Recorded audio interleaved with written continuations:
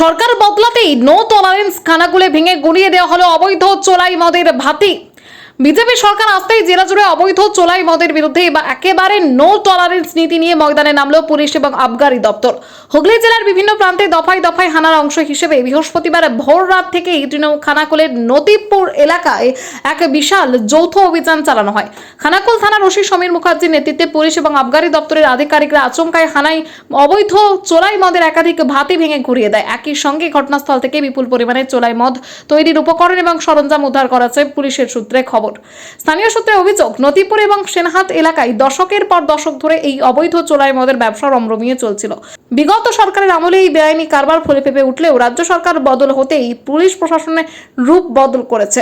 বেআইনি মদের ঠিক এবং ভাতি পুরোপুরি নির্মূল করতে এখন লাগাতার অভিযান চালানো হচ্ছে। পুলিশের স্পষ্ট জানিয়ে দিয়েছে, সাধারণ মানুষের নিরাপত্তা ও আইন শৃঙ্খলা বজায় রাখতে আগামী দিনেও এই ধরনের কড়া অভিযান জারি থাকবে।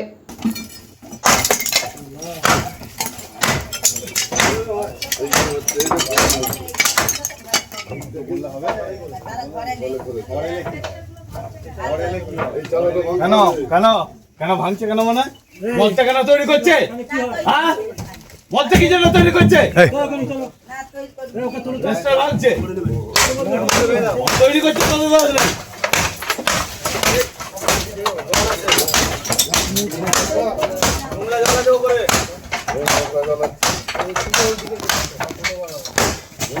দাও এই জায়গাটা জল আছে।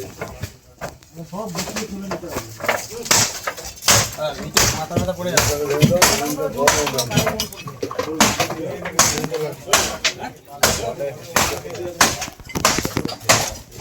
মাঝের থেকে